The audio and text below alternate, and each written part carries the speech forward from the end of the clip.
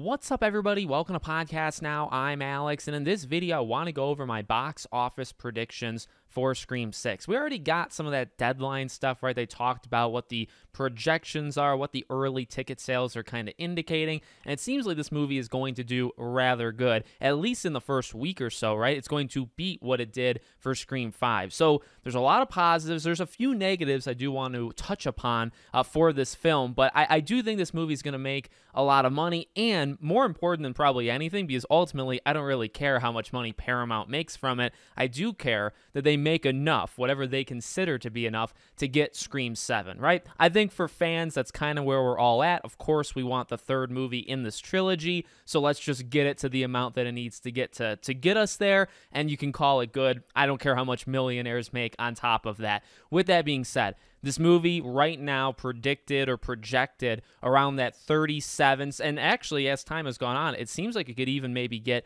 to 40 million domestically in that opening weekend, which would be incredible and would already put it around what, like 8-9 million more than what it did a year ago for Scream 5. So that would be an incredible start. One thing that I personally found interesting is looking at the international, right? So there's the domestic box office and there's international. And one thing to look at is actually Scream 4. Now, I don't want to rely too much on it because it was 12 years ago, right? So that's a long time. Markets have shifted. A lot has changed with people going to theaters or not going to theaters. But actually what's funny is if you look at Scream 4's international did better than Scream 5. The reason Scream 4 failed is because nobody domestically went to see that movie, right? The domestic box office was beaten in about a week and a half. Scream 5 beat Scream 4 in like a week and a half. And then from there, it was just all gold and all money after that. But actually, international did better. So I don't know if there's another kind of ceiling you can get to international, right? Can Scream 6 get up to that 55, 60 million? Because it didn't do that last year for Scream 5. Now, some of the reasons, and this is going to the positives and negatives, is the stuff around the world, the great changes we've had over the last couple of years. A big strength of Scream 6 versus Scream 5 is that cloud is really no longer around. Scream 5 was still in an era. It was actually one of the movies that I would say kind of ushered people back in.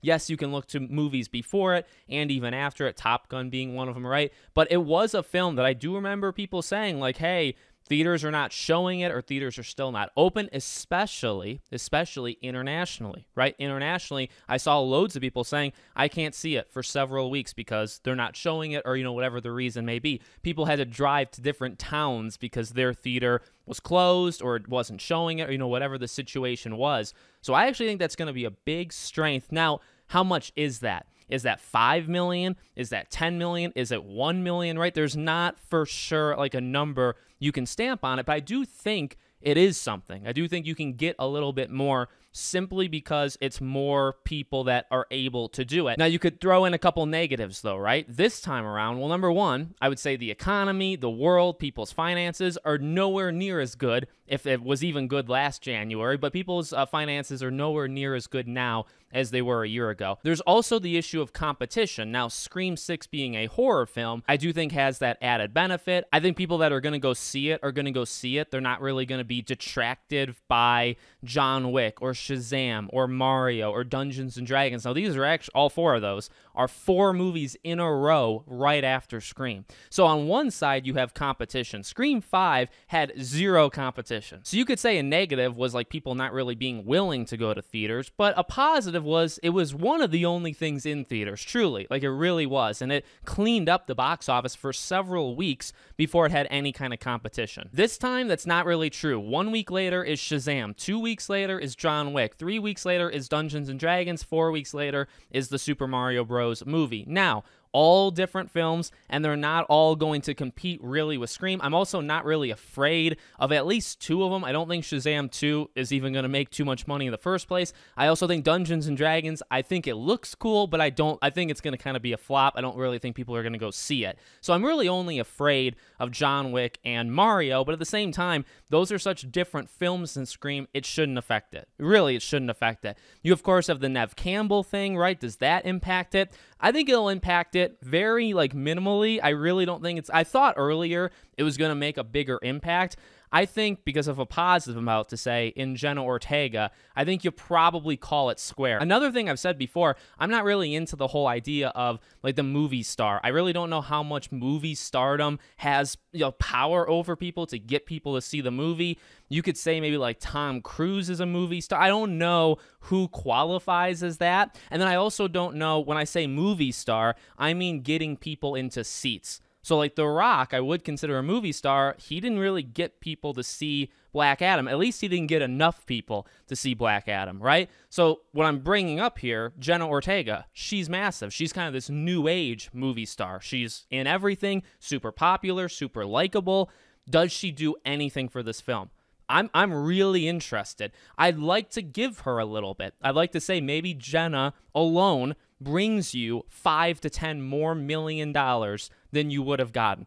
I want to believe that. Is that going to happen? I'm not sure, because I really don't know how powerful she kind of is on her own. Do people want to spend money because of her? I think yes, but I don't know how, is that 1 million? Is that 4 million, right? So a little bit here and there. So again, I think they're going to get some bumps because of her. I think because this movie does look good, and that's a subjective thing, but I think the excitement and the marketing, I do believe, has actually been better this time than last time. I think the TV spots are better. I think the trailer was better. It got the Super Bowl trailer, like a 50-second thing, but that was really, really good. You got Ghostface doing like that smile thing where you're just seeing Ghostface, masks out into the wild, out in the world. They're doing a lot of things to drum up interest. And I do think, again, Jenna being more popular and all this stuff, it's going to help.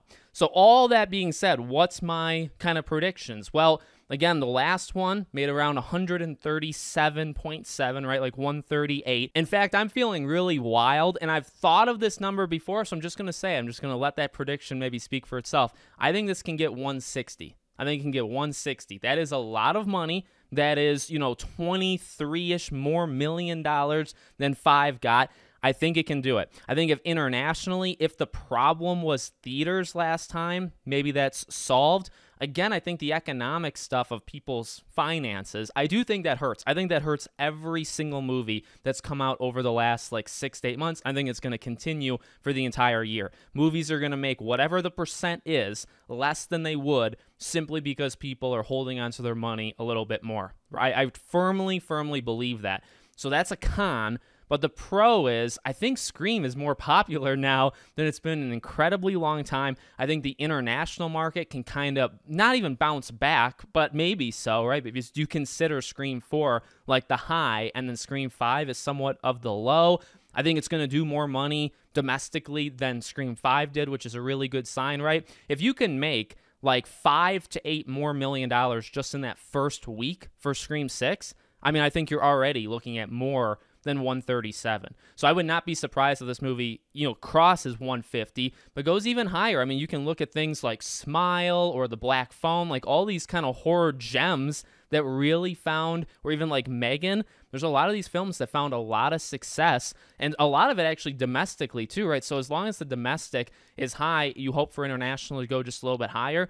I think Scream 6 can do it. So I'd say like 150 for like a cautiously optimistic. I think 150 is pretty likely, but I'll go pretty wild and I'll say 160. That would put it very high. I believe Scream 1, 2, and 3 all did like 165 to 170. I could be a little bit wrong there, but when this movie franchise was in that trilogy and it was everywhere, it was elite, it was getting close to that 170 million mark, which was really good.